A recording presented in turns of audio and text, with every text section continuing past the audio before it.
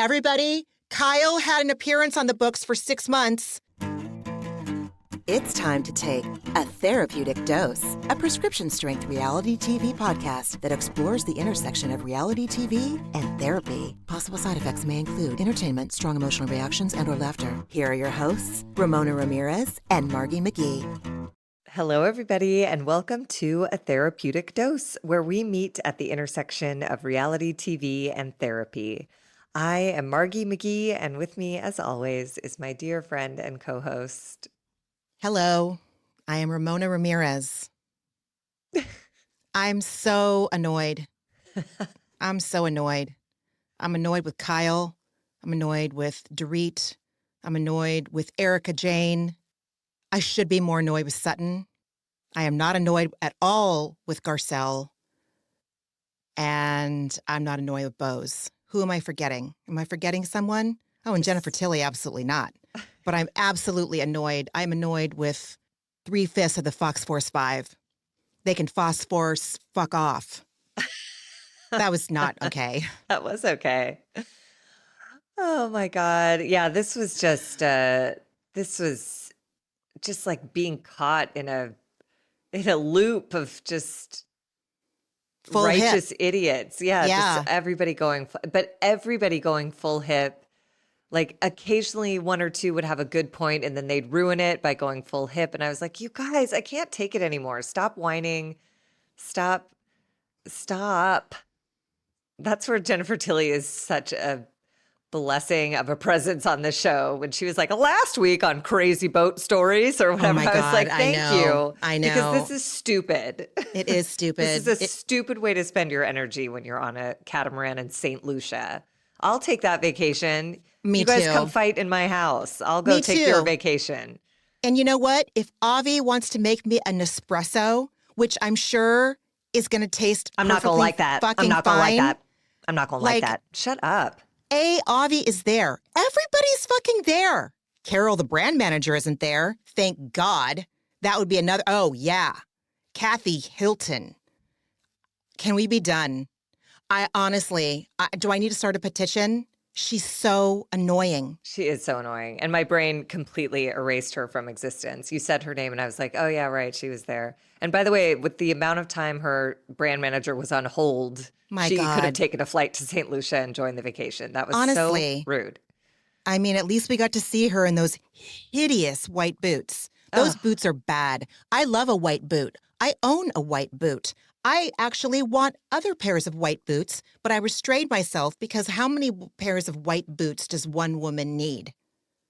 I guess it depends on who you ask, but like her boots were so ugly.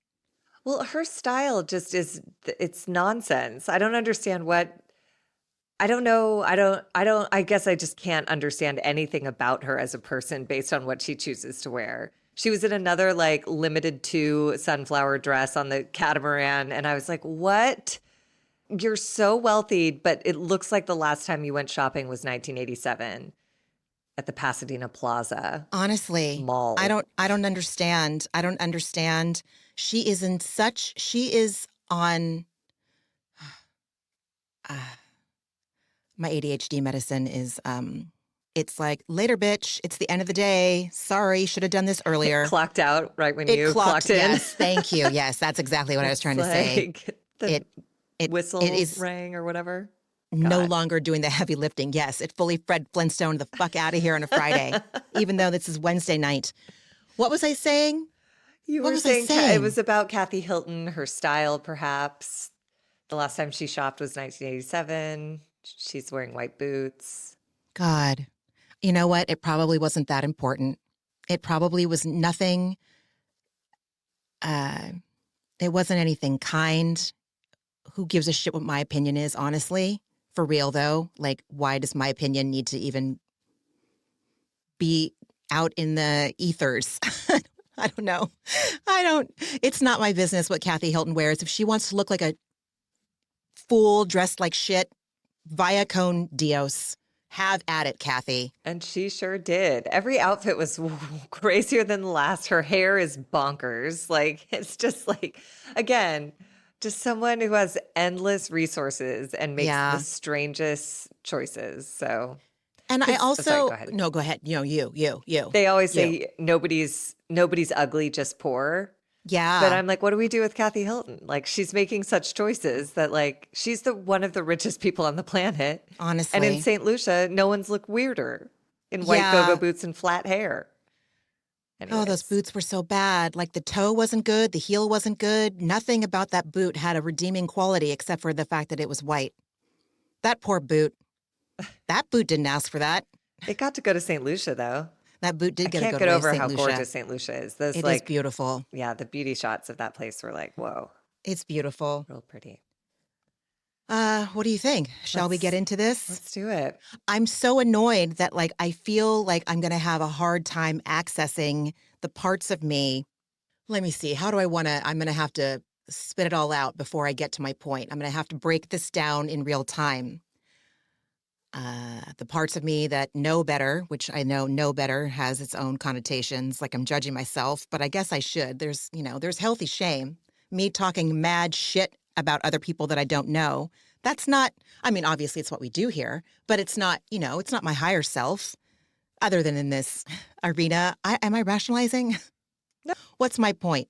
My point is that I feel extremely irritable and I'm not suffering fools, of which there were copious amounts of in this episode.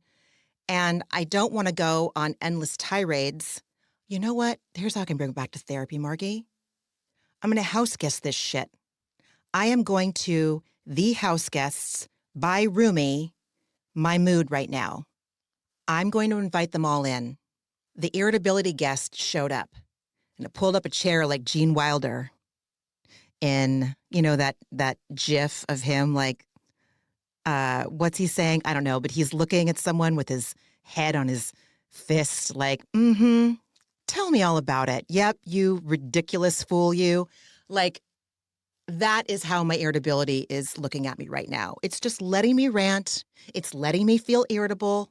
And it's like, okay, you know what? You're sitting down with one of your best friends. You're about to talk about a show that you absolutely love, despite how crazy the people on it make you feel. This is going to be okay. Ooh, I just therapized myself. Boom. Didn't I? Done and done. In real time. Yeah. Thank you. Good night. Just kidding.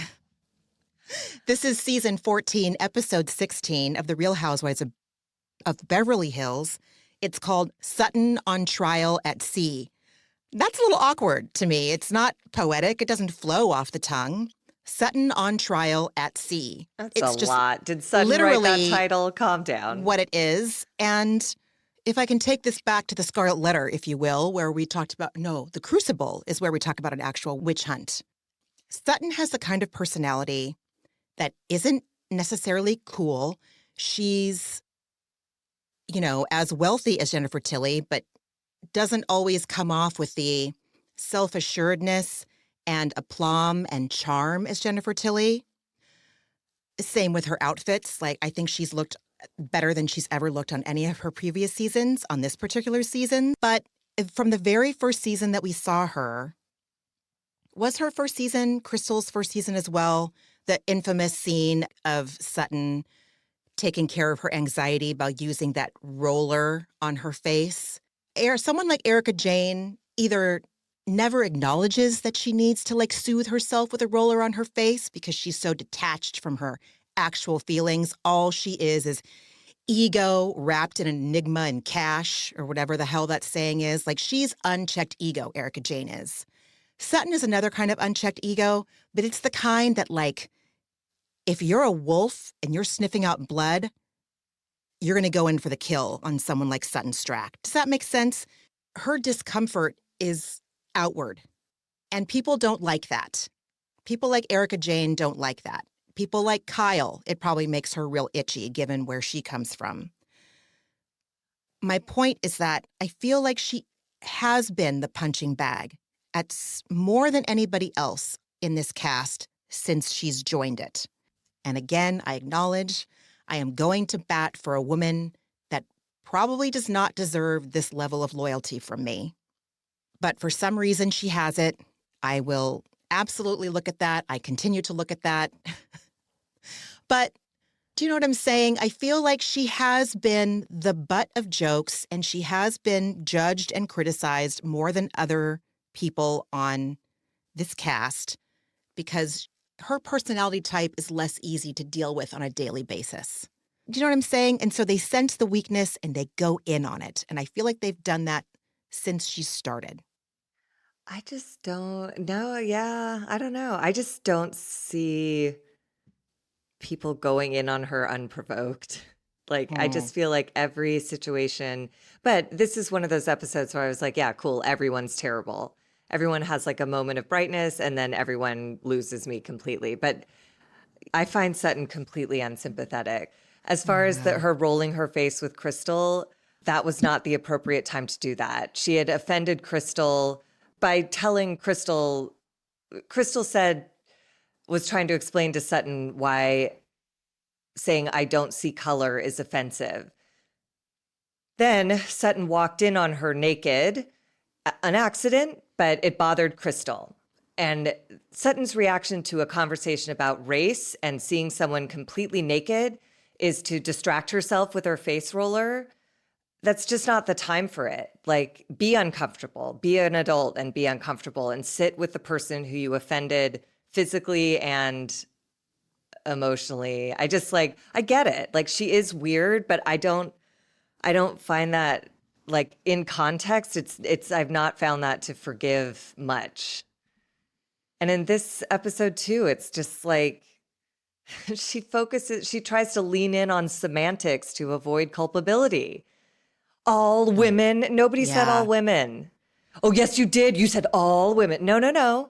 Erica made a statement and said, I observe this as a pattern of behavior. And it's happened to me, Kyle, and now Dorit. And Sutton was like, but you said all women. That's what I heard. And it's like, okay. So you're not willing to have this conversation. You're going to dig in on a semantic so you can avoid having any responsibility in anything. To me, it's just like all defensive and annoying and drunk because she got dressed in vodka for the dinner party. And then she behaved like an asshole at the dinner party. Surprise.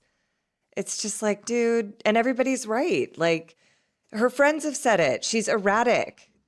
And her behavior toward Garcelle, her behavior toward Jennifer Tilly, cold shouldering her when she tried to comfort her. And then the next morning, Sutton gets up, yells at her assistant, I'm not going to like that. And then goes and like, I'm going to wake up Garcelle. Tee-hee-hee. It's like, you were so mean to her last night that she stormed off.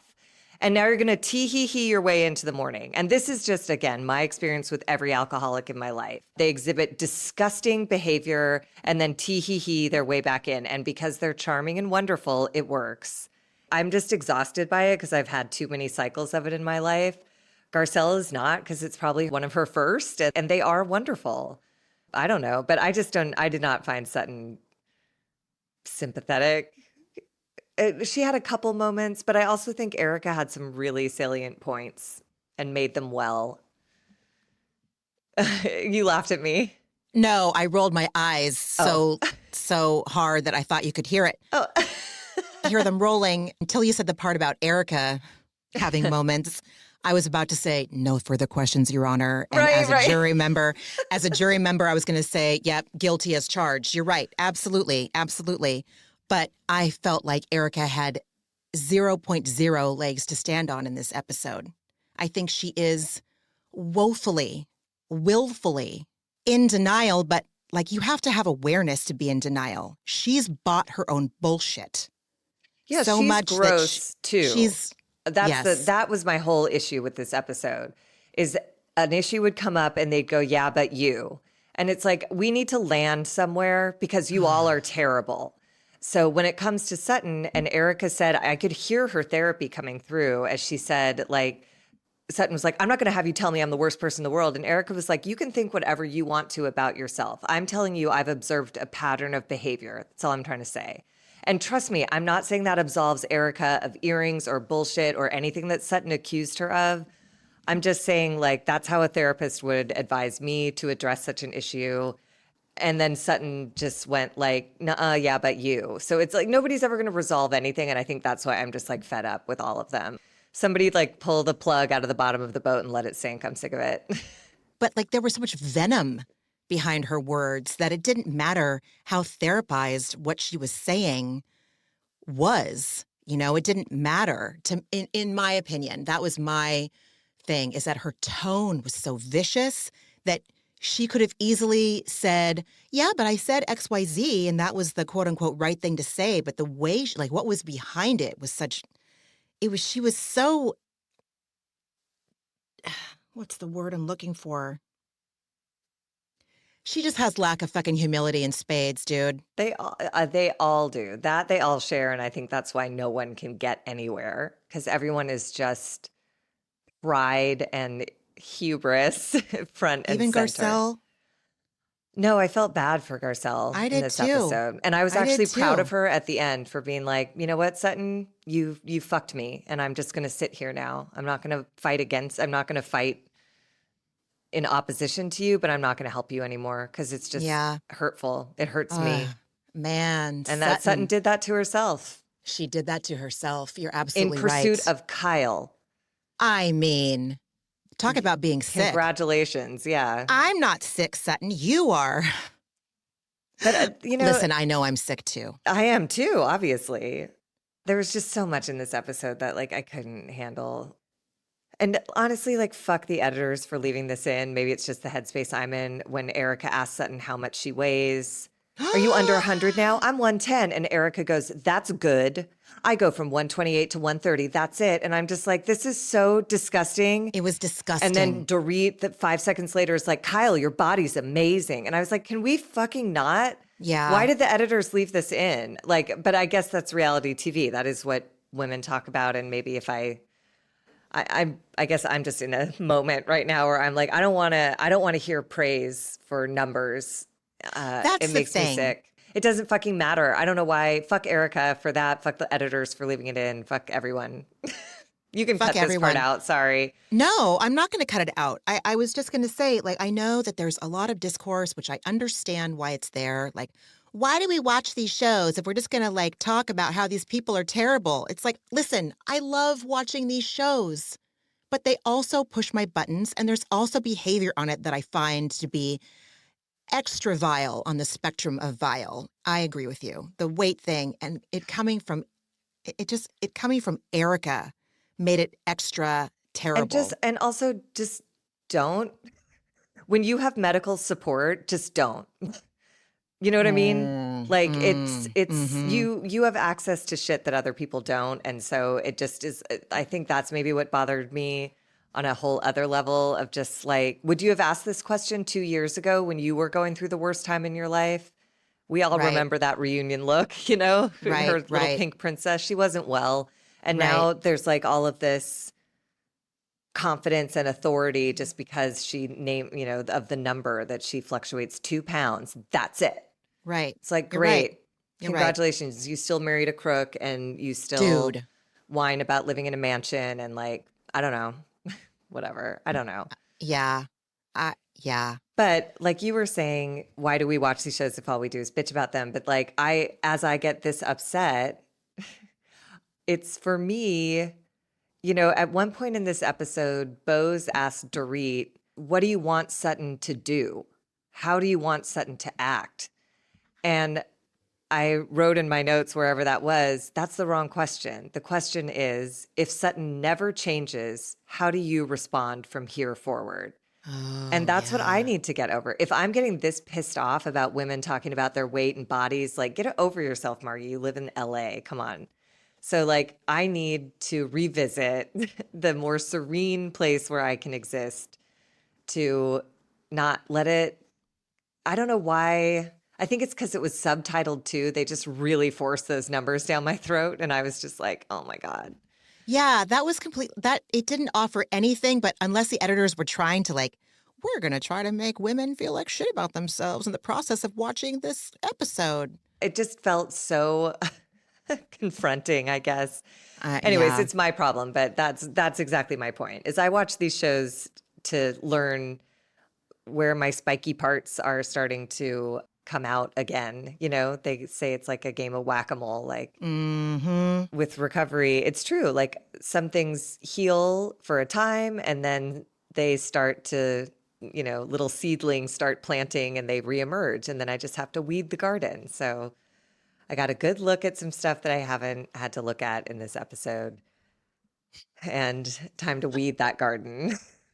Rumi, if you're out there listening somewhere in the ethers, or if you are in an astral plane but happen to come across this podcast, wherever you are, A, fuck yeah, I'm stoked that you're listening. B, look what we can do with your house guest poem. We are welcoming in these house guests wrapped in discomfort, and we're like, all right, what are you here to sweep out for us via the Real Housewives of Beverly Hills? Rumi, Beverly Hills. It can happen. It can be in the same sentence. The Real House Guests of Beverly Hills. Oh my God, Margie. First step, come up with that concept. Second step, profit. I would like to see that show. Oh, man. Anywho, we are back in St. Lucia. We've got some getting ready montages. Kathy's being wacky in quotation marks. Get her off my fucking screen. Jennifer Tilly comes out of her room to show Sutton what she's wearing to dinner. Sutton responds with, I'm wearing vodka tonight. Ruby red, as in the grapefruit drink, in quotations, is my favorite color. Holy shit. Just right out of the gate. Okay. Bose has intentions for this trip to be peaceful and fun. I think we call this foreshadowing. I love her assistant. Nico immediately corrects her and he goes, oh, we go on different girls' trips then. Mine are never peaceful and fun. I was like, oh, Nico, hooray. And then Dorit and Erica take photos and videos. And then Kyle and Garcelle show up at the room in the same strapless ostrich feather dress situation. Yeah. And they also both had like their hair done stick straight. So it was really a twinning moment. It really was. Garcelle mea culpas, because in the past she has called Kyle's fashion hideous, as have I. I have more of an issue with Kyle's tendrils that she can't let go of than her clothes at times. But Garcelle mea culpas for it. So there. They go to dinner. Garcelle orders a Greek salad, but says, hold the feta. Excuse me, that is what makes a Greek salad. Well, listen, I'm not Greek, so I can't say for sure, but isn't it like a major component of being a Greek salad? It's like why I order it. Same here. It seems like the best part of it. But before that, Dorit orders watermelon carpaccio. Yes. Like everybody go to hell. You know what watermelon carpaccio is? Watermelon. Fucking stop, please. Oh, my God. What is the my preparation God. that makes watermelon carpaccio? Do they shave it? Like, what is the I don't know. It's what is probably that? it's gimmicky. I'm God, not sure. I really hear the bad mood I'm in. I'm sorry. It's infecting everything.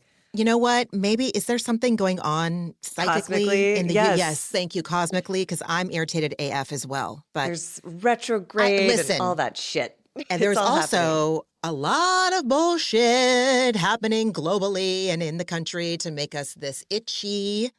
So I am on a news blackout, so I Yeah. am blissfully unaware for the time being because it is not healthy for me to consume that Yeah. content right now. I support that. I support In the that. same way that Kyle, it's not healthy, I guess, for her to eat mashed potatoes because she asked them to be left off her plate. I don't know. Because they're taking thirst traps later. Settle down, everyone. Enjoy St. Lucia. I know.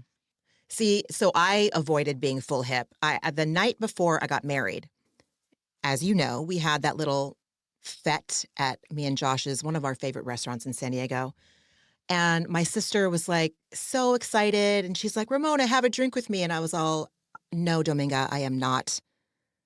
And she was so bummed out. I'm like, dude, I am 42. If I have a drink right now, I'm going to look like shit tomorrow. Like, I don't wear alcohol on my face like I did in my 20s and 30s.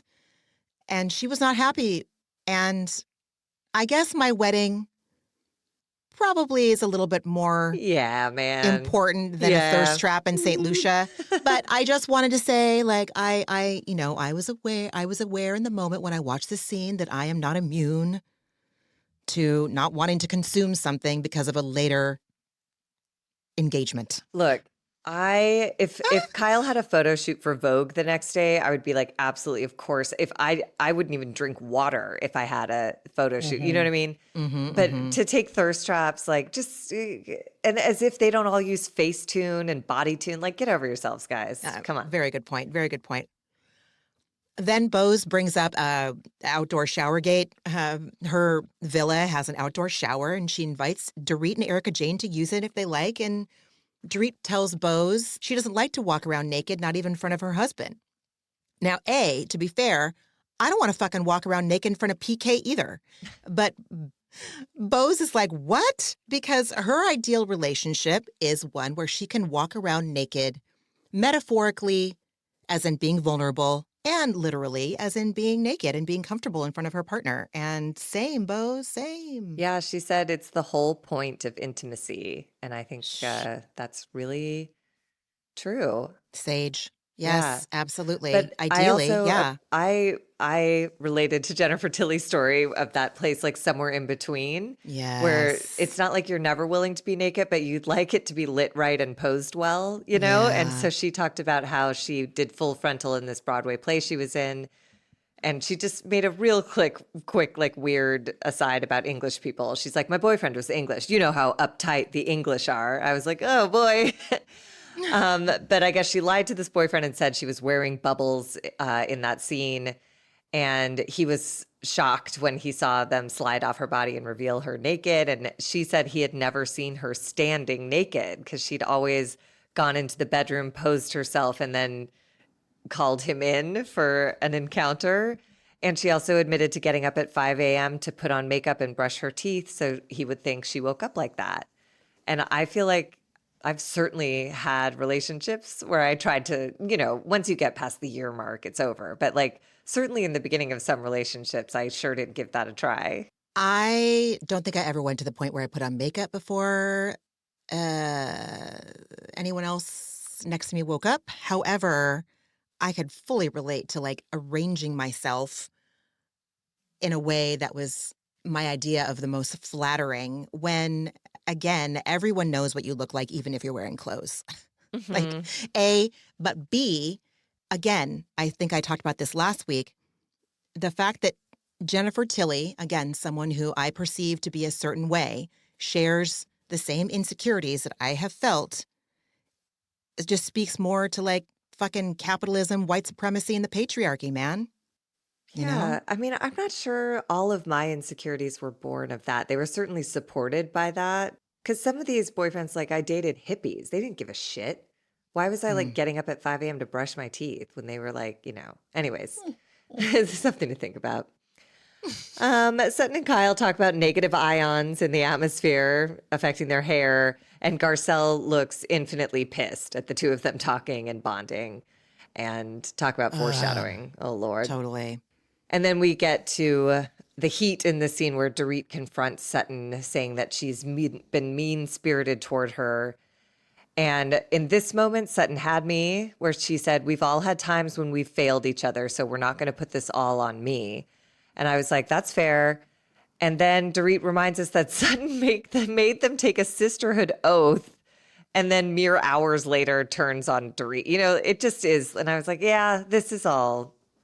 It's Sutton making rules that apply to thee and not to me, I agree, but I also think that Dorit was rewriting history a little bit as if her shit does not stink. And I think I think everyone. You're right. There's no winners at this table. No, and I don't think Dorit is in the right. Yeah, I'm team nobody, and that's a horrible place to be in a fight that lasts an entire episode.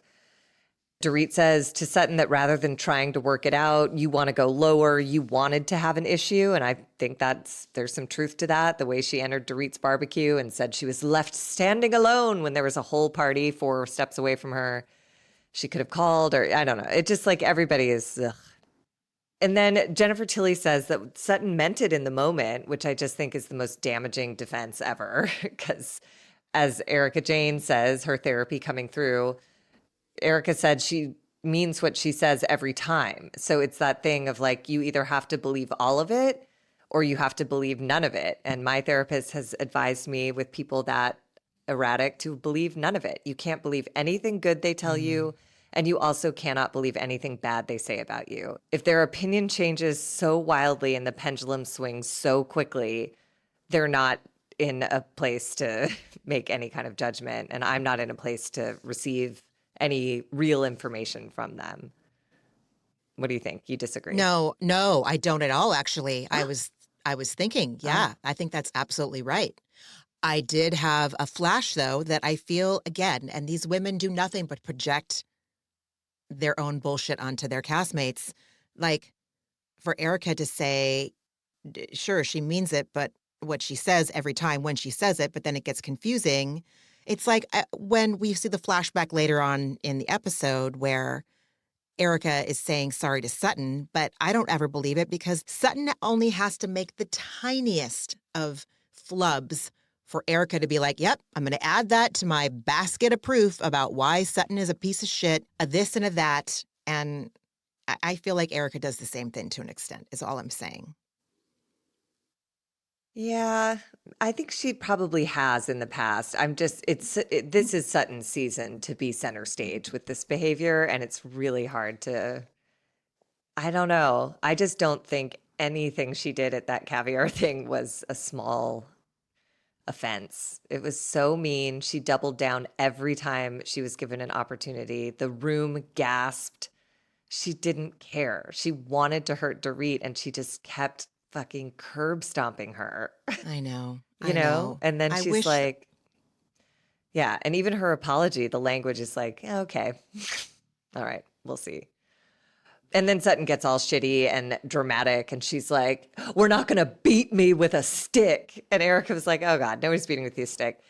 And Dorit tells Sutton, you can't turn around and play the victim every time. And I was like, uh-oh, everybody's a mirror. And exactly. But it's true for Sutton. It's not like nobody's not right. She's done it a million times. That magic might outburst is like one of many. And then Dorit says, every time there's a chance to take responsibility, Sutton, you just cannot make yourself a victim. And then Dorit goes on to say, I'm an adult. I take accountability when I make a mistake. I nearly lost my fucking mind when she said that. Thank God Garcelle came in and was like, dude, she's taken accountability maybe all of 3 minutes, and now all of a sudden she's the accountability guru. Garcelle would know. Garcelle would know. Dorit is full hip. I mean, I think Garcelle is right that she's only been taking accountability for 2 minutes, but she has been taking accountability. I've thought about it. I don't think that accountability that she took with Garcelle I don't think it was sincere. I don't think it was authentic. I think it was damage control, and I think it was trying to rally troops around her to get support as she navigates this bullshit she has with Kyle. Well, that may very well be true because that's what she accuses Sutton of, and I think both of them are doing the same thing if that's the case. Like, God, I don't think Sutton's sincere, and I think she's also doing it to win Kyle's favor, and it's very strange, the dynamic. Kyle over Kyle Richards, of all people. What a weird... Everyone needs therapy, right? I know. So Dorit says that Sutton has taken no opportunity to rectify their little mishaps. And then suddenly Sutton for a second settles down and just tells the truth and says she's been thinking about her comment. And I was like, comments at the caviar party. And this is her apology. She says, I said something that didn't feel like myself at all. I sincerely apologize. Good. It was a bad thing to say. Good. It was beneath me. Uh-oh, we're getting away from responsibility. And it was hurtful. Good. And then she closes it by saying, I said it to be hurtful and I'm really sorry. And I was like, all right. But Dorit is like, I appreciate the apology, but essentially she's like, it's coming in too late and it's passive aggressive, so forget about it. And suddenly, immediately fires right back. You know, in her confessional, she says, if you would just shut up, Dorit, you would hear me apologize for calling you broke. And I was like, oh, come on, dude. So nobody's sorry, like you said. Everybody's just trying to save face. Nobody gives a shit about anybody's feelings or anything. They're just doing everything for Kyle Richards' benefit, I guess. I mean, Dorit saying you're passive aggressive, that made me really mad. Dorit was passive aggressive when she made the comment to Sutton at her 4th of July party, like, oh, Garcelle, are you asking if Sutton has alcohol in her drink? Like, that's super passive aggressive. She's passive aggressive with PK. I know from my own experience and from other Al-Anon's experience that being passive aggressive is part of the way the disease of alcoholism manifests in the Al-Anon's behavior. I guess there's technically not anything wrong with Dorit saying to Sutton, you're passive aggressive. If she had followed it up with, and I can be as well, I would have been like, okay, I buy that, but she didn't. So, I mean, she kind of got there eventually. Like the way I was impressed with Sutton's apology here, I was impressed with Dorit saying, I was thrown off by the word bitch. And had you not said that, I would have apologized right in the moment. You don't believe it? All no right. way. Not for a minute. Not for a second. In no world do I believe that she would have said sorry for that. She had venom in her tone when she said that. She was just as much out to hurt Sutton with that comment as Sutton was when she called her pourrite, which, if she had used the word you're a grifter, But she didn't. I know she didn't. So that's the thing. And I again, think that's she what she doubled, meant. tripled, quadrupled. That's That's not what she fine. meant to say? No, because she was given the opportunity when people were like, that's mean. And she was Okay. like, my wallet's bigger than yours. She didn't say grifter. She said, You're right. I'm rich and you're poor. And that You're makes right. you less than me. And I You're hate right. that attitude. So It is. It's disgusting. It's disgusting. Okay, I agree. I did appreciate that the whole group, like Sutton gives her the apology, and Dorit, instead of taking it, gives her this passive-aggressive comment. And the whole group is like, Dorit, she is apologizing. led Like, by she is, Bose, which I even really Bose, yeah. led which by is, Bose, which I yes. appreciated, that she was literally getting notably frustrated, saying like, you're not even accepting the apology. Like, Yeah. you're allowed to have your grievances, but we have to close this moment first. But I just think Dorit is so riddled with resentments that she can't hear or accept an apology because she's in so much rage and so much righteousness. And I only say that because I've been in that spot where I'm right and you fucked me. yeah. And so you can say whatever Yeah. the fuck you want, but I know I'm right and I know how shitty you've treated me. And so go ahead, say your Yeah. bullshit. But instead of Dorit just saying like, I'm not in a place to receive an apology, she I don't know. It's a mess. It's just a mess. And then Erica makes it about herself again. And she says, I don't blame Dorit for thinking Sutton's apology is not genuine, because basically Sutton creates wreckage, apologizes for her bad behavior. And then everyone in the group is wondering which is true, the low blow or the apology. I don't think Erica's wrong in noticing that pattern. Minute to minute, Sutton is like, I want to help you through your divorce, Dorit, if it comes to that. You're unstable. You hate your life. You don't hate me. You hate your life. You're sad. You're poor. You're lame. It's just like, oh my God. It is hard to get a grasp on Sutton. But I guess your face tells me you think that moment was provoked or something. Like it's because I feel like Erica does the same thing. They all do. Trust me, And anytime so- I mention any of this, like, it's not because the person saying it is in the right. That's what was so frustrating to me about this episode. It's Okay. like, a villain is saying something correct about another villain. And so I'm just like, this asshole who stole money from widows and burn victims is right about her assessment of this asshole who said pourrite, who called her pourrite. over and over and over and over Right. and over again. Okay, And continues in this episode. So Yeah, Bose tries to mediate and asks Dorit, hey, is there anything that you should be apologizing for, Dorit? Hint, hint, nudge, nudge, but in a loving way. And then again, we roll tape to Dorit being passive aggressive at her 4th of July party. And Dorit says, dude, she said, the drink comment was a joke. It wasn't meant to hurt you. Bull fucking shit. I don't believe that for a minute. That was not a joke. That was a passive aggressive dig. And she doubles down and says, wholeheartedly, it was not to start anything or to hurt you. And if you hadn't called me a bitch, I would have apologized. And I thought, okay, A, ideally, we don't give conditional apologies. And B, no fucking way. I don't believe it even a little teeny tiny bit. I don't believe it a millimeter. See, I found this exchange like the most hopeful of the whole thing, weirdly. And Sutton, her MO is starting to reveal itself here. Bo says, is there something you can apologize for? And Dorit says, the joke about the drink. And Sutton goes, joke. And Dorit goes, comment about the drink. And then she says, and I did believe her, she said, it was not meant to start anything or hurt you, and I'm sorry that it did.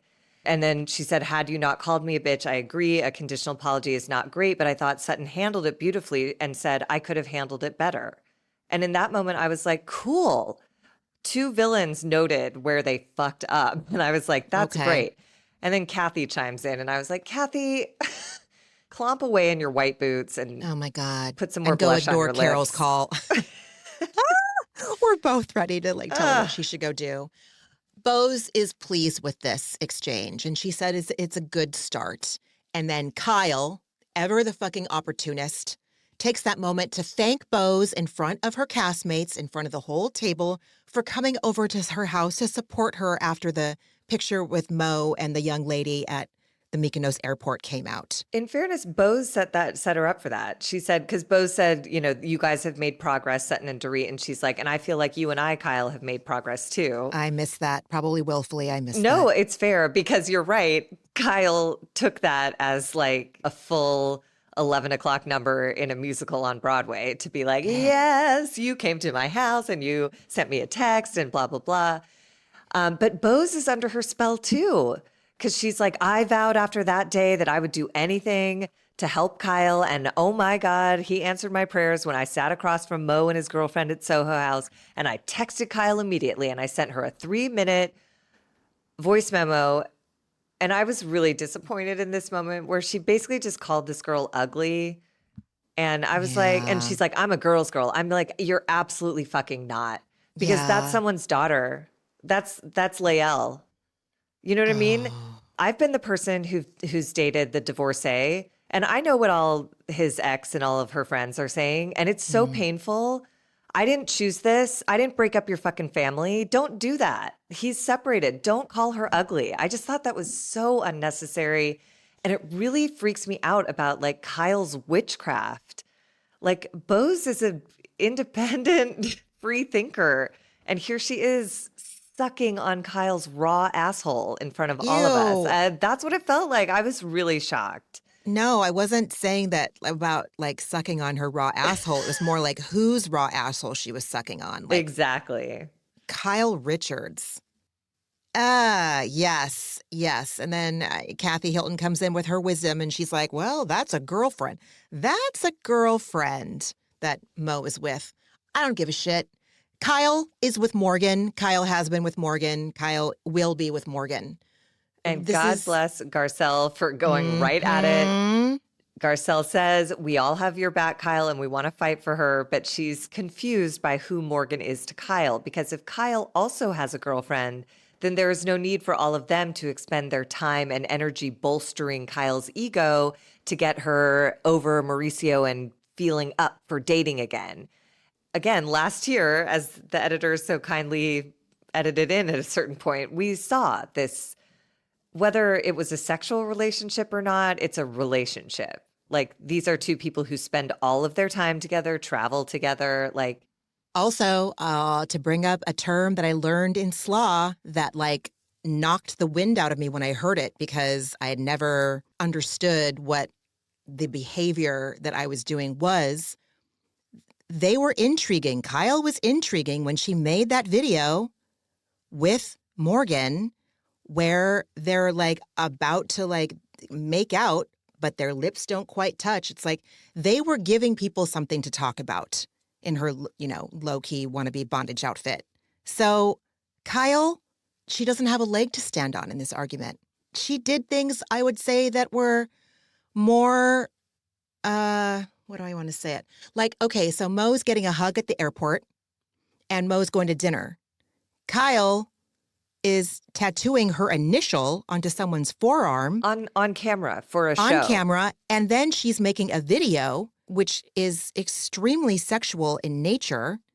And then she's having Morgan come sing a song about laying her out on the fucking kitchen floor at her friend's memorial.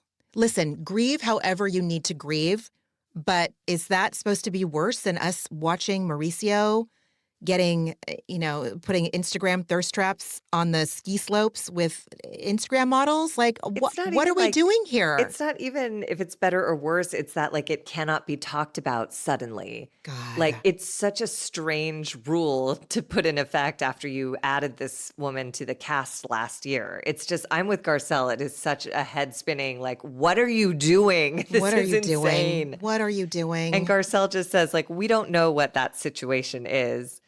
And then Erica, I just didn't care for this at all. Jesus Christ. She has a confessional where she says Garcelle wants information about Kyle's life, but basically who's Garcelle fucking? And I was just like, and she's like, she had quite a celebrity-filled roster back in the 90s. Yeah, and I'm like, she did. She did. Erica, you're fucking jealous. I mean, listen, I'm not down with fucking current day Johnny Depp or last 10, 15 years Johnny Depp. Before we all learned what a piece of utter criminal shit he is. But back in the day, he was certainly better than the choice you made by marrying Tom Girardi. But B, most importantly, Erica, Garcelle isn't, doing pap walks all over the fucking 310/818 area code. And again, just like they were saying to Kyle that Mauricio isn't Brad Pitt, fucking Kyle Richards isn't Taylor Swift, or like Garcelle later said, Julia Roberts. No one is out to pap Kyle without Kyle telling them where she's going to fucking be. So, Erica, shut up, contain your jealousy, talk about it, work it out with Dr. Jen. Garcelle isn't doing what Kyle's doing. I would not be surprised. Like, I can see Garcelle authentically and genuinely walking that line, that balanced line between dating someone that she's really into and telling her friends about it, like if she has a picture taken, and not making it a big deal and not making it like, oh, I need to be private about it. I feel like she'll handle that really well. But Erica's wrong. Well, part of me just doesn't think Garcelle's necessarily withholding much of anything. Like she's still raising 2 kids and she just did a whole beach house renovation. Like I'm sure she has real shit going on, making movies, producing. I'm sorry, I didn't mean to interrupt you. No. I'm just saying she has a lot more going on professionally and personally than Erica has. She has her remodel with Martin Lawrence Ballard going on. But she doesn't have paying back, Marco going on. She doesn't have selling her earrings to cover the burn victims, widows, and orphans bills going on. She's not boning Army Hammer.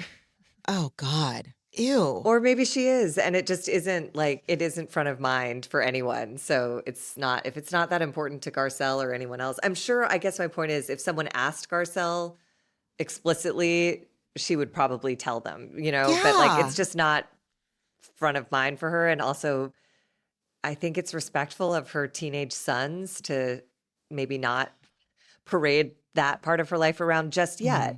Erica Jane's son is like 40 or something. You know what I mean? He's like fully grown, so it wouldn't be embarrassing or weird.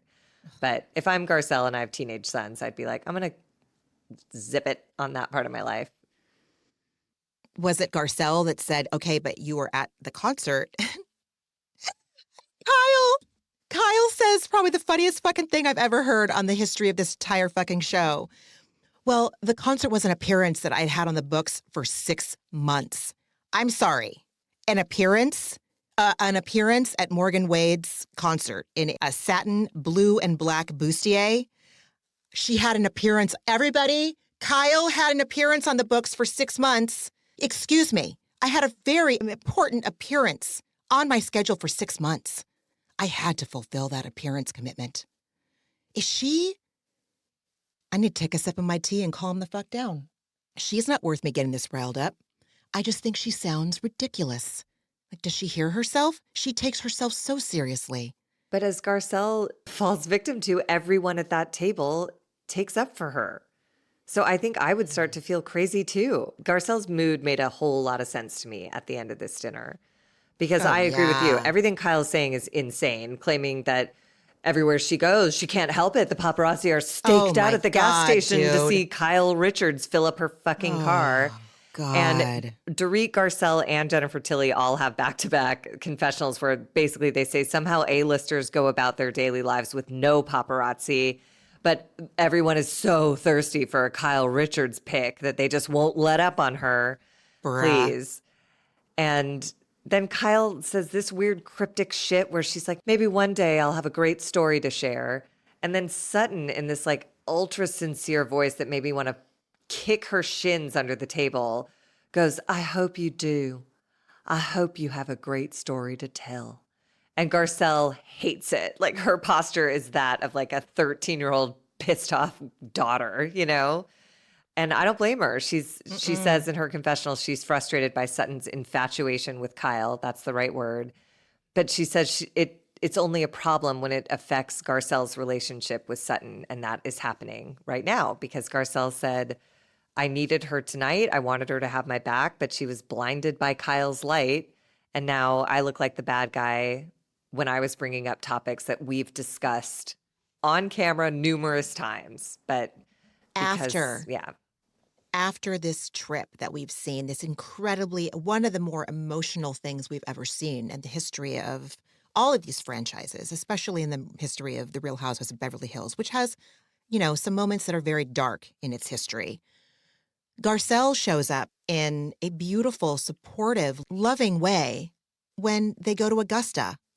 Whereas Kyle's like, oh, are we not going to go in the house then? Are you changing your mind? She's like a little begging dog. It's terrible. Poor Garcelle. Yeah. Then post-dinner, we check in with Erica, Bose, and Dorit. And Dorit is starting to reflect on her conversation with Sutton. And Bose interrupts her, just totally grossed out by white women taking out clip-in hair tracks and throwing them on pieces of furniture. And As am I. Yeah, it was gross. Yeah. She made a whole production of it too. And Kathy Hilton doing it at that party, I was like, oh my God. Disgusting. You are trash. So Bose said that she saw Sutton being sincerely sorry. And then she saw Dorit respond, I accept it, but, and then you railroaded her. And Dorit in her confessional says she thinks Bose wants to believe the best in people, which is a great quality in her. And I think Dorit gets this part right. Sutton isn't sorry about the wallet comment. She's worried about how it made her look and is trying to do damage control for her image, not for a friendship with Dorit. And I think, like you said, it's true on both sides. I don't think Dorit really gives a shit about Sutton either. I think she wants to look good and gain favor. And I think that's why they'll never make up because, they don't really care. She says it because she's projecting. She knows that's exactly what she did to Garcelle at that wellness day at Bose's house. I'll take it to my grave. Dorit's trying to save face, too. She's a sandcastle. She's made of straw. Nope, don't believe her at all. I mean, she at least did that in private. On camera. True. Years after. On camera. No, I know. Dorit approached Garcelle. Dorit had to bring up to Sutton, there's a problem. Then Sutton's defensive for an hour, and then she makes some kind of apology. And I guess I get prickly about, it was 2 years later, but, is that too late? Then do you just not get to apologize if you ever realize you're sorry? I guess that's what I like about 12-step programs is that you get to go back through your life and make amends. People fuck up big all the time, but you just don't believe her, is that? I think the timing is pretty suspect, Margie. Okay. I think if Dorit wasn't going through this stuff with her husband and struggling with her other castmates because she doesn't have the backup of Kyle, that is why I don't believe her. If everything in her life was, as Kathy Hilton says, hunky-dory, and then she wants to make amends to Garcelle, A, I still think it's shitty that she did it on camera, but B, I might be able to. It's too convenient. I think she had ulterior motives. I get that. Impure ulterior motives. That's why. That makes sense. I don't trust her. So Bose continues saying to Dorit that acknowledging the apology is important and that Dorit appears to be challenged in both giving and receiving apologies.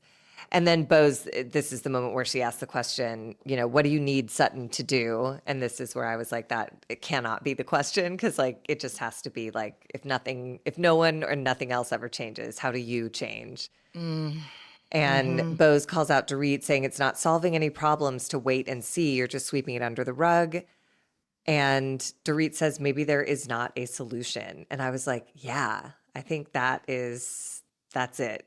And I don't think either of them want a solution. I don't think they like each other enough to fight this hard to actually get to a friendship place. So I agree. I can see that. They're both making sucky choices, and I don't want to be friends with them in real life. So then we go to Sutton, Garcelle, and Jennifer Tilly's villa where they're postmorteming the night. And Sutton says, I'm not going to apologize again. And she makes a note of saying that she really appreciates that Kyle stepped up for her tonight in her defense against Dorit. I mean, she came to life when she said this. She turned her body, straightened her posture. I do want to note, Kyle did step up for me. I was like, oh my God. And then in her confessional, the bar is so low, where she's wearing a dress that I finally identified what the pattern on it looks like. She looks like she's wearing a dress made out of a freshly griddled flour tortilla. Yes. That's what it looks like. Leo, one of the Christmas gifts he asked for is he wanted a blanket that looked like a flour tortilla. It's a flour tortilla blanket. Be a burrito. Yes, he can be a burrito. So he got that, and I was looking at her dress. I'm like, I'm like, oh my God, it looks like Leo's flour tortilla blanket. In her confessional, this grown woman, who is just a few years, if that, older than I am, says, Kyle's stepping up for me. See, I knew we were friends. I knew it. And now everybody does too. What? What? This? This is what's going to make you look like a child on Christmas morning? This is what it's going to take, Sutton? At the expense of Garcelle. Gross. Yeah. Right? Is Kyle her mommy? Kyle seems to be everyone's mommy. She's got everyone except Garcelle. It's shocking. Good God, man. Garcelle questions Sutton further about Kyle protecting Morgan, and Sutton claims it's unfair to demand that Kyle reveal everything right now. And Garcelle is like, dude, you were leading that charge last year, and we get a series of flashbacks. Roll tape. Yeah. Then Garcelle is like, and now all of a sudden you have a blindfold on and you're basically doing her bidding. And Sutton said that she questioned Kyle last year because of these like rapid, dramatic changes happening in her life. And now she feels like it's nobody's business. And Garcelle, in a very familiar tone of dead inside resignation, just goes, Yes. Okay. Yeah. Okay. And Sutton rolls her eyes and goes, what do you want from me? And Garcelle goes, nothing. I'm going to bed. Then she trips. She hits her leg on like a cabinet or something. It was so heartbreaking. She trips and hurts herself. And then Garcelle says she's pissed because for some reason you're protecting Kyle and your loyalty at this point is just beyond. And Sutton says, well, that's her life. I'm not going to babysit a grown woman. And Garcelle just goes, cool, and walks off to her room. And then lets us know in a confessional that she and Sutton have talked at length about this Kyle Morgan situation a bunch. So for Sutton to totally change her approach is very confusing and frustrating. And now when I need her, you're not here for me. Like I was for you in the most critical of scenarios in Augusta.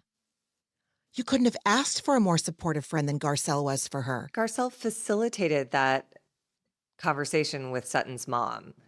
Yeah, this is just inexcusable. Oh my God, inexcusable. And if that's not an alcoholic, dude, you know what I mean? Yeah, they tell you they love you. Occasionally they show it. Oh. And then when push comes to shove and there's something they want more, they go for that at your expense. And then they look at you like you're being an asshole. The way she talked down to Garcelle of like, what do you want me to do? It's like, oh, so I'm crazy now. Okay, cool.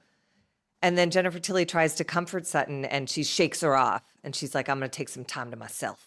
And Jennifer Tilly looks spooked and gets up and walks away, indicating this has happened before. And she knows if you push, you probably get some shit. Oh my God. And you know, if Kyle had been in there and comforted Sutton, she would have leaned right the fuck in. She would have put her head on her shoulder. Yeah. But these two women who actually give a shit about Sutton, Garcelle, she offends, and Jennifer Tilly, she smacks off like she's a gnat. It was so gross. You're right. She did full alcoholic, and I can't believe I had to have you spell it out for me right now. I mean, it's subtle, but like I'm just so clued into Sutton in particular that I'm just like, yeah, she found something she wanted more. And it's not her fault. If she really is an alcoholic, then it's a disease and they cannot help themselves without significant help addressing that problem. And that's the Al-Anon's issue is we keep signing up for that treatment. Oh, And Garcelle God. came right back for more the next day, because you fall in love with them, it's tough. The sound you're hearing is my heart sinking into the ground. You're right. You're right, dude. You're right. I forget. It's a disease of amnesia? Is that part of being an Al-Anon? Is the amnesia? Is that where I heard it? Yeah. Yeah. That's why they say, you can't stay clean on yesterday's shower. It's a My 24-hour cycle God. that you get a reprieve from whatever you're plagued by. Yeah. Jeez. Thank God. Let's put this night to bed. The next morning, after Sutton scolds Avi, first of all, he called for coffee an hour ago. For some reason, it's taken a while to get there. Fine. And he offers to okay, well, let me solve the situation for you by making you an espresso. I always appreciate it when a hotel has an espresso machine versus a Keurig because I find the taste of an espresso pod to be far superior to a Keurig. No shade if you like Keurig. I'm just saying about my personal taste. Absolutely. I would be pumped. If I wanted coffee and my assistant, who I brought with me to St. Lucia to do my bidding as I'm on a tropical vacation, offered to make me an espresso, I would probably put my hands on his shoulders and go, oh my God, Avi, I would love that. Thank you so much. But not Sutton. No gratitude in her voice. I'm not going to like that. I'm not going to like that. And what a difference when Garcelle gets up and says, Good morning, Avi. Yeah. That was her first Yeah. thought. And Sutton's first thought is not good morning. It's just, I'm not going to like that. Poor everybody. Yeah, exactly. And then the Al-Anon alcoholic dynamic plays out in full force as Garcelle apologizes to Sutton. And then Sutton is adorable, giggling, our first fight, totally disarming Garcelle and making this just go away. And Garcelle says, yeah, our first fight here. right. Don't rewrite history, ma'am. And there's a little bit more talk about Morgan being off the table as a conversation piece. And basically it boils down to Garcelle felt like Sutton wasn't listening and backing her up. And that is what hurt. It's not about Morgan, basically. It's deeper than that. And Garcelle, in her confessional, says she wanted a deeper relationship with Kyle this year, but can't get there because if you're not allowed to talk about a huge part of her life, and Kyle is clearly not at ease when she's questioned about Morgan. So it's not like it's nothing. It's definitely something. And I'm with Garcelle. How do you... why would I open up completely to you if you're going to keep a huge piece of yourself closed off to me, but it's a piece of yourself that the press has access to? It's Right. just what is this? What are the rules to being it's not your a friend? real It friendship. seems insane. Yeah. It's not a real friendship. A real friendship, in my opinion, the kinds I like, the kinds I prefer, the kinds that I have, there is an amount of vulnerability and intimacy there facilitated by that vulnerability. Facilitated by being honest. When it's been a friendship that you've had for a while and there's trust and mutual respect, that's when you delve into the stuff. You know all of my deepest, darkest. We couldn't have this podcast, we couldn't have this friendship the way we have it if I couldn't share that with you. But I wouldn't dream of it. But this is where Kyle has put Garcelle. She's made it clear to Garcelle, no, we're not going to be friends. Because I am not willing to be honest with you about my life.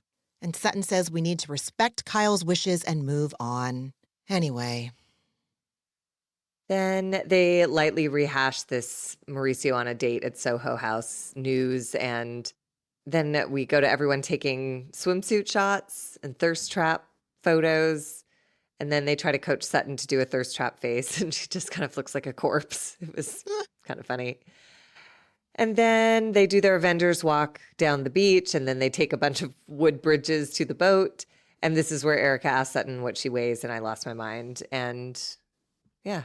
When they're leaving to get on the sprinter to go to the boat dock, Kyle says, in a confessional, she says, Kyle feels awkward with Garcelle today, but today she's going to enjoy herself on the beach because just like her marriage to Mauricio, She doesn't talk about uncomfortable things. Yeah, I mean, that's what her therapist said. That was such a telling moment when that therapist was like, "That you can whine all you want, Kyle, but this is the problem, the root Yep. problem of your whole marriage. You never talked about any serious issues." That's the And convo I'm so she referring has, to. yeah, she has no toolkit to do that and has no curiosity to build one. And so today she says, I choose peace. Okay. She doesn't choose peace because the woman has no inner peace. She because chooses she can't. avoidance. Yes, that's what she chooses. Yeah. She chooses being in denial. Ay, ay, ay. So they're finally on the boat, and this was like one of my favorite parts of the fucking episode when Kyle's like, oh, Jennifer, I love your earrings. And Bose asks, oh, where do you find those?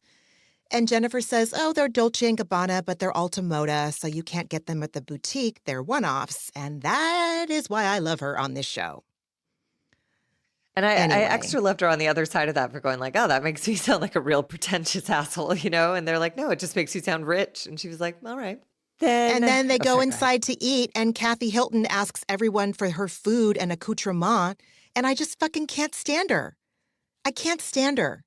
The ship has sailed, editors. The ship has sailed, unless there's other people that still find her charming and hilarious, like they do Dorinda after she made the fucked up Tinsley turkey baster comment that made her irredeemable, in my opinion, in perpetuity, until she really gets it together on that one. Everyone's just clamoring for Dorinda to come back on TV. I think she sucks. I think she's mean. I think she's meaner than Sutton. But I think we all know that Dorinda's probably got the alcoholic thing going on too. So similar birds of a feather. Her speeches when she was like, yeah, oh my God. like she just, man. And remind me to talk about the Traders reunion and Dorinda when we get to what we watched on TV. Remind me. Embarrassing. Yes. I don't need to go off on the tangent right now, but just so I don't forget, I'm going to write myself a note. Dorinda, Traders. Then we have Dorit praising Kyle's body, and they briefly talk about Kim, and Kyle says that she doesn't see her much, but she's doing good. And then Sutton, while Dorit is not at the table, says to everyone else that she meant her apology to Dorit at the table last night, and she wants all these women to know that. And she said it was a bad thing I said and not like me to say things like that. And then she starts crying, I guess. And it just was weird that to go into all of this with Dorit not present, because it does seem to pay off exactly what Dorit said in her confessional, that Sutton only cares what she looks like to the other women, because the only person she should be apologizing to and making sure they understand how sincere she was is not there. What I took was that she was so afraid that these women didn't believe that her apology was coming from a genuine place, that that's why she was saying it. Not that she was trying to avoid saying it to Dorit, but she was like trying to say, and I'm projecting, guys, I really want you to know that last night I was coming from a legitimate, genuine place. But why did those women need to know that? I think because she wants their approval.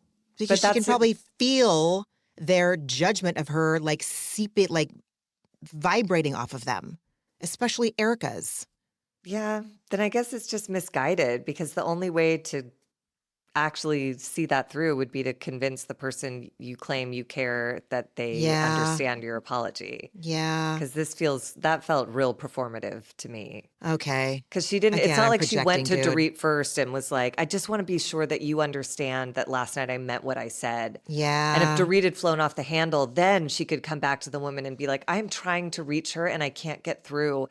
Can you guys please, do you see that I'm being sincere? But no, Dorit scurried away, and Sutton took the opportunity to tell everyone, I hope you know that idiot didn't get it, but I hope you guys know you saw that I was sincere, right? I was like, ick, yucky. But then, villains on villains on villains. Erica confronts Sutton.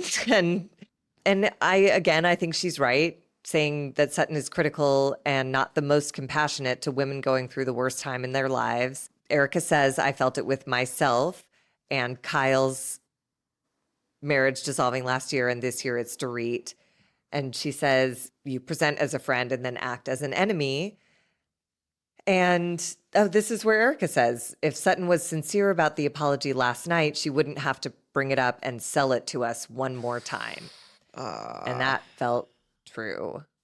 Okay. And then Sutton reacts to the wrong line item here in order to divert attention from the real problem.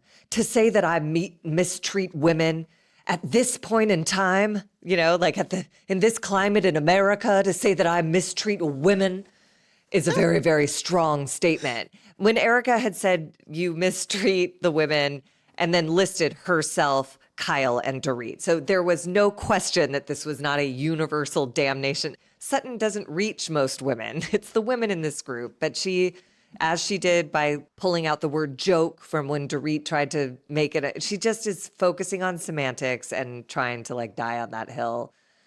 And this is where I appreciated what Erica said. So Sutton says, to say that I mistreat women at this point is a very strong statement. And Erica said, well, it's a true statement for me.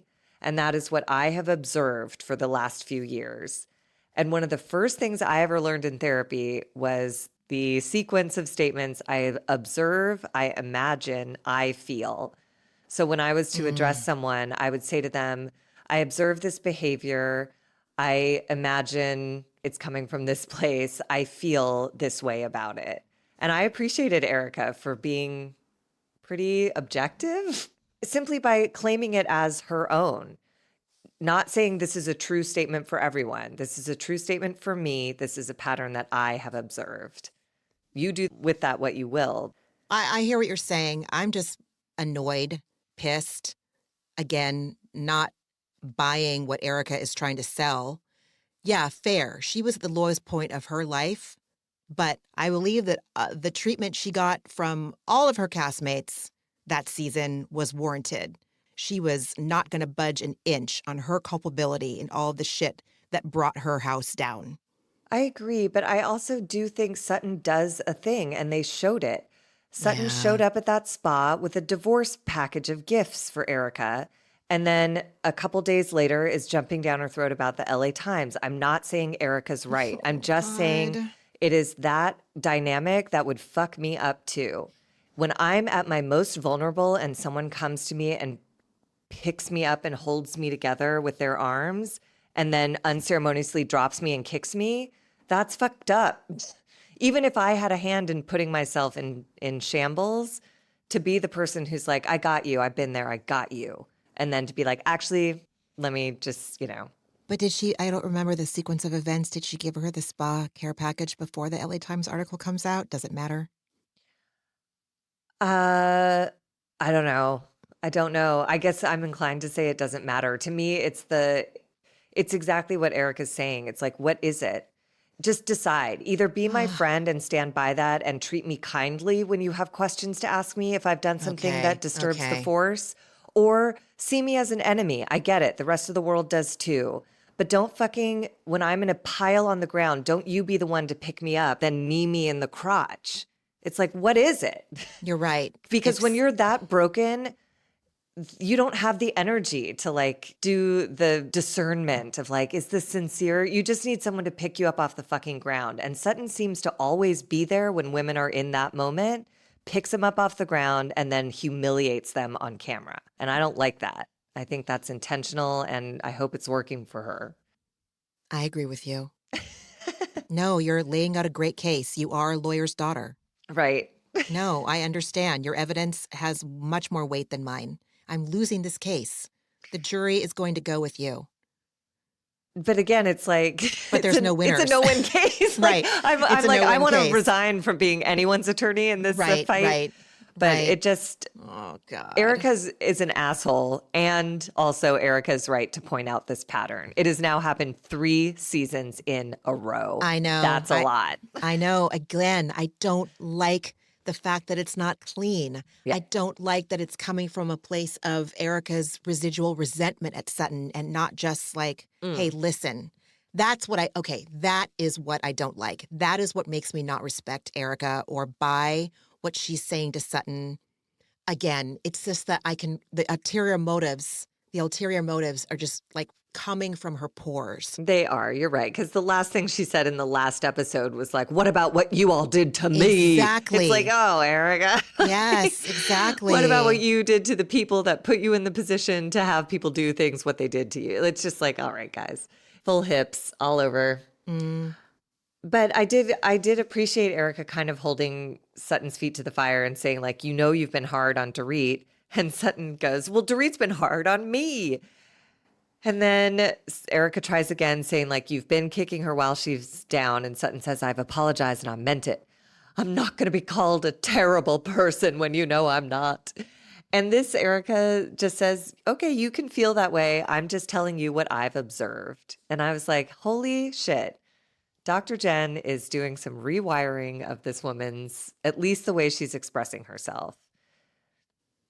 It's different. We see that rolled tape of Erica being a bitch to Sutton. But that was before therapy. I'm just saying something is changing in her because it's saying to Sutton, you can feel that way. I'm just telling you what I've observed is different than, or what? Or what? That's who she was a couple years ago. This is pretty, like, in terms of just being a proponent for therapy, I'm looking at Erica Jane and people are saying, like, she's boring this season. And I'm like, yeah, because she's getting her shit together and she's able to express herself in a way that isn't just creating damage in her wake. So I'm very disappointed in myself. Why? I'm very disappointed in myself that everything you're saying is absolutely right, but I refuse to let go of her past wrongs. You're right. You are right to. Those earrings should not be in her possession. Her talking about congratulating Sutton on being 110 pounds. She's a monster and a nightmare. I'm just saying that Dr. Jen has worked a little bit of therapy magic on a monster and a nightmare. So she's causing slightly less, like she still is taking an absolute steamroller through her life, but she's not also lighting it on fire. So she's still a monster and I want her nowhere near me, but at least she stopped burning things in addition to mowing them down. Now she's just mowing them down. I know, but clean up the shit that is in your wake. If only. I know, dude. Right. See, it's like I'll get a little bit of compassion, and then I think about Marco, and I'm like, oh, fuck her. Yeah. You know? Yeah. Again, I've got that cosmic scoreboard that I cannot let go of. And so it just outshines all of the stuff that it's fair. It's maybe fair. she is doing with Dr. Jen. No, that's why I really mean I'm like taking it one vignette at a time because I get it, Margie. The bigger picture is atrocious and an unsolvable puzzle. Like the ninth step work this woman would have to do to make amends, not just apologize, but make amends for putting innocent people in jail and taking money from widows so that she can pat the puss in clubs around the country. But again, I've said this about some of the addicts close to me in my life, like it's a survival mechanism. I think if they actually sat still and faced what they'd done, they would die. I don't think they have the constitution to survive taking responsibility for what they've done. It's so dire. And so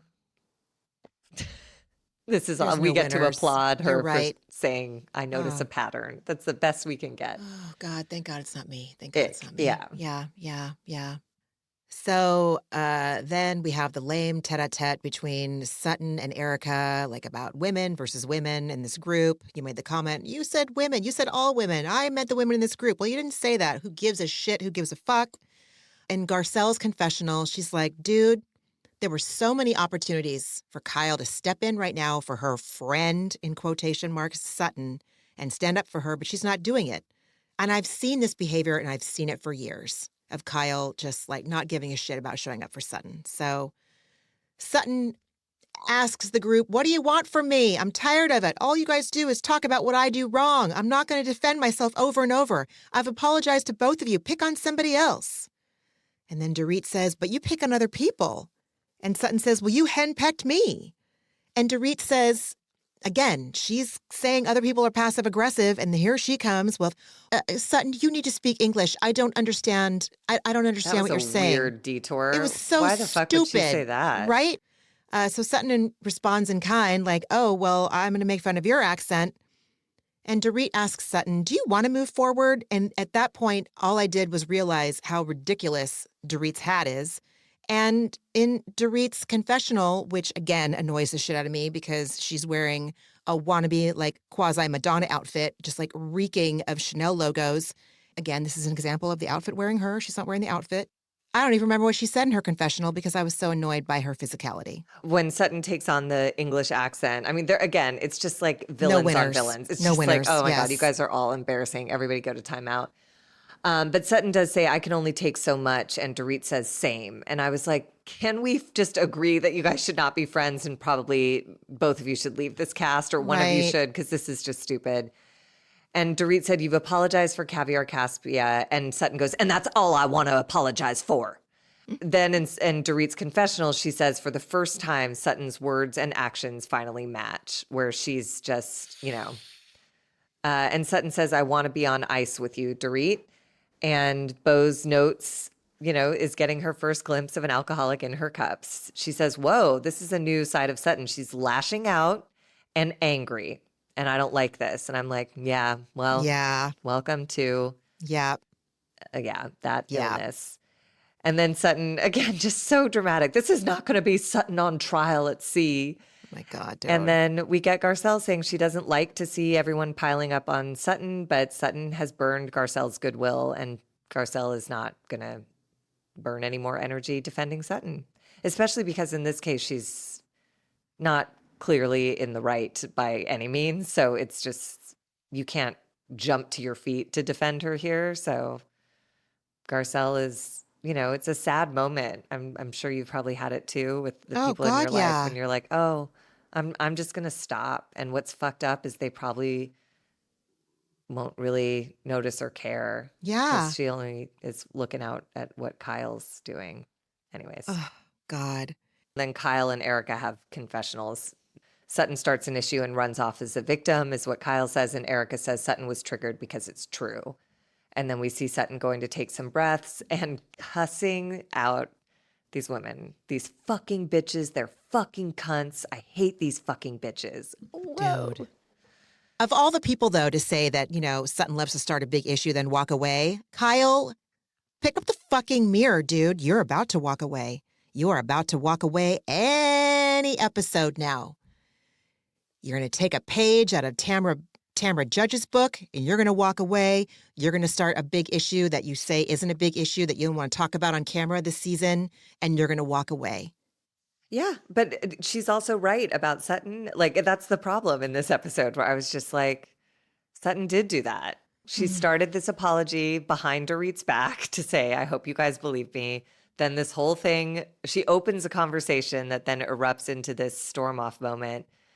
But then Kyle, who was in a robe on somewhere in Larchmont on a street, is in no position to be the one to say, like, she made a scene. It's like, oh my God. Oh my God. Dude. You all are ridiculous. And I couldn't take it. Couldn't take it. Honestly. Ay, ay, ay.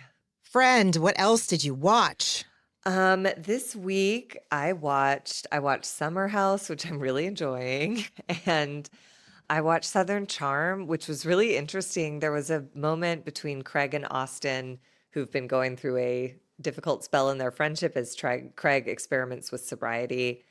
And he basically, in this episode, it's weird because he's drunk, but he confesses to Austin, like, I was an addict.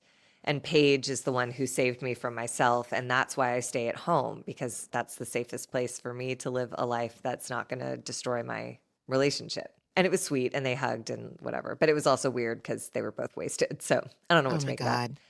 And I think that's all I watched this week. Yeah, I haven't started Atlanta. Like, I'm behind on everything. I'm so ashamed to say, but I will make my way back to.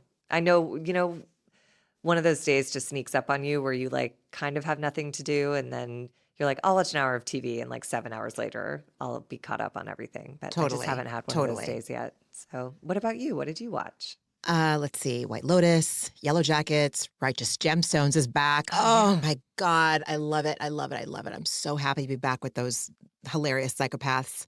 Finally slogged through like the last 3 or 4 episodes of The Traitors, and the reunion. Like, Dorinda is just I'm embarrassed for her. I'm humiliated for her. She is so out of touch with reality. Just trying to like fight with Bob the drag queen, like, abandon hope, ye all who enter here. You can't, like, And I and- loved him because he just wasn't even having it. He didn't even Yeah. fight her. He was like, I don't know what you're talking about. I Yeah. don't care if you don't know who I am. I don't know who you are. Yeah. And why are you getting all up in our, And like, she it's was irrelevant. shocked about it. I loved it. She still thinks she's on pause and she wasn't fired. Like, that is the energy that she's giving. Like, Well, they gave her a whole new show, Bluestone Manor or something. God damn it. Yep. I loathe that woman. I loathe her. I think she is, she's just fucking alcoholic. And then what I'm rewatching. Did you ever watch that series Love on Netflix? It came out like years ago with, what is her name? The actress that was on Community, Gillian. What is her last name? Jillian Jacobs? Yeah. Yes. I've already watched it, but I've forgotten most of what happens, like the details at least. I really like that show. Plus, a lot of it takes place on the East Side. And so I see lots and lots of B-roll of my old haunts and my streets. And it's a character. It's another character on the show. And I always appreciate that. So, yeah, that's what I watched. Friend, what was your antidepressant this week? My antidepressant this week was I took a dance class last night, but I went because a friend of mine invited me, a friend who I haven't seen in like a really long time. And it was so fun to see her. And after the class, we just like sat in her car and chatted for like an hour. And it was just so lovely. Like there's something like, so this is one of those classes where they have like a live DJ. So the music is just like blasting. It was like sweaty and fun. And then to get like some quality time after, it's dance and music that loud does something to just sort of like break open all of my defenses. So we were able to cover in an hour what normally would have taken like 4, because we were just like, we're like completely open, and it was wonderful. And yeah, my friend Jess, I adore her. She's great. And I'm so glad I got to see her. It had been too long. So dance and music and friends. They give like the healthy hits of dopamine, or it's the healthy delivery of dopamine. Yeah. You know? Yeah. Oh, that's great. How about you? Josh and I had a really lovely date on Saturday night. It was really nice. It had been way too long. And then writing class this morning, to be honest. Yeah. It was great. It was great. Yeah. I mean, I definitely feel a lot less irritable after you and I have sat down discussing this episode than I did before we sat down. So I'm very grateful for that too. Me too. This was like an exorcism. I was like, right? I was so agitated just watching them Yes. fight and talk in circles Same. and blame each other. And I was just like, you guys, I know. don't do that in St. Lucia. Dude.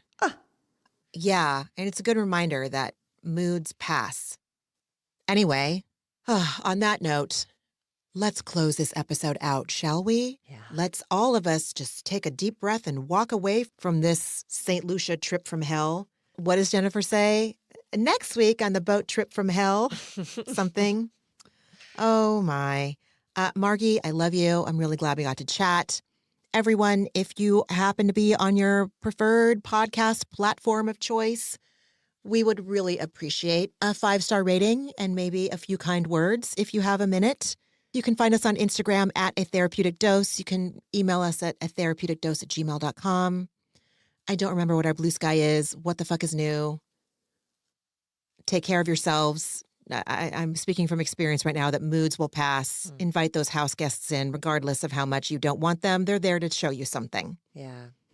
Maybe I'll post a link to that poem that Yeah. we're referring to by Rumi called The House Guests. Pretty great. Ooh. It's perfect. I love you, friend. I love you too. Everybody take good care of yourselves, and we'll talk next week. Yes. Bye. Bye. Ramona and Margie are obviously not doctors and do not provide medical advice. Their content is intended to be used for entertainment purposes only. It is not intended to be, should not be interpreted as, or used as a substitute for medical advice or a diagnosis of any health or fitness problem, condition, or disease, nor a recommendation for a specific test, doctor, care provider, procedure, treatment plan, product, or course of action. My mom isn't a doctor.